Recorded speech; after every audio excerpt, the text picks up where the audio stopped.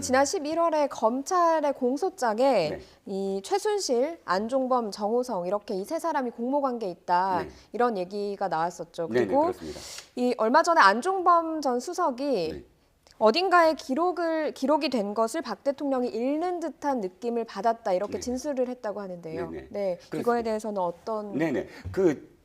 지금 안종범 수석이 하는 얘기가 어떤 네. 이야기냐면 이거죠. 그러니까 특검이 물어본 거예요. 왜 그렇게 이 꼼꼼히 썼느냐 했더니 박 대통령과 통화를 하는데 주로 통화를 했다. 직접적으로 네네. 이렇게 지시를 받은 건 없는데 1시간 정도의 통화를 이렇게 하면서 깨알 지시를 내렸는데 문제는 이렇게 왜 우리가 이 통화를 할 때 보통 구어체와 문어체가 있지 않습니까? 네. 자신이 이야기하는 거면 말이 좀 안 이어지더라도 지시를 내릴 수가 있는데 뭐를 읽는 듯한 느낌이었다. 1시간 내내 뭘 읽는 듯한 느낌이었다라고 진술을 했습니다. 네. 그럼 뭘 의미하냐면 대통령이 자신의 생각이 아니라 혹시 최순실 씨 같은 조력자가 네. 써준 걸 읽지 않았느냐라는 걸 특검에서 사실 암시한 게 아니냐. 네. 안종범 수석이 그런 뜻으로 받아들여지고요. 네. 처음 오셨던 안종범과 최순실과 박 대통령의 공동 정범 검찰 이 기소 내용은 사실상 특검이 하는 내용과는 좀 다릅니다.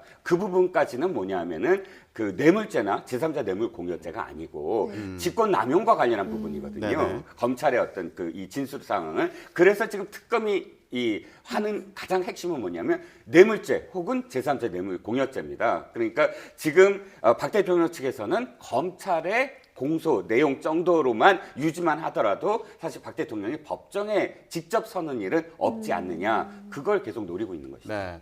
지금 간단하게 말씀하셨습니다만 지금 차은택 씨도 비슷한 얘기를 했단 말이에요. 그 회의석상에서 최순실 씨가 뭐 전해준 글을 그대로 대통령이 읽는 걸 봤다 이런 얘기를 했는데 이런 여러 가지 정황들이 지금 국정을 운영하면서 내놨던 여러 가지 아이디어들이 뭐 최순실 같은 사람한테서 나온 거 아니냐 이런 추론이 계속 가능한 거 아닙니까? 조금 전에 안종범 수석이 박근혜 대통령이 무언가 읽어주는 느낌을 받았다는 게 일맥상통하는 건데요. 차은택 씨가 이런 얘기를 했죠. 최순실 씨가 그 문화융성 관련해서 좀 뭘 좀 써와봐. 그래서 네. 자기가 써서 줬더니 박근혜 대통령이 토시도 안 틀리게 읽더라.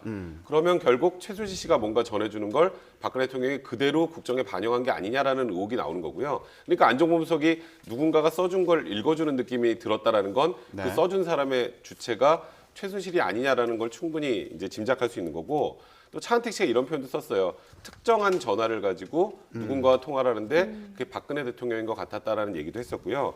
또 얼마 전에 정호성 비서관의 그 전화 녹음 파일에서 보면 네. 그런 게 있잖아요. 해외 순방 전에 분위기 안 좋으니까 수석 비서관회의라도 열고 가라. 네. 맨 처음에는 뭐 언론 인터뷰라도 하고 가라 그랬다가 안 되고 해서 수석 비서관회의라도 하고 가라고 했더니 바로 다음에 또 수석 비서관회의가 열리고 내용도 동일하게 갔던 걸 보면 결국 최순실 씨가 이렇게 하나하나 정리해 준 것 사실 국민들이 가장 충격을 받은 부분이 이 부분인데 이거를 박근혜 대통령이 사실상 그대로 읽고 그리고 그대로 이 정책에 반영한 게 아니냐 그런 의혹이 이제 여기 때문에 좀 더 확산될 가능성이 높아진 것 같습니다. 네.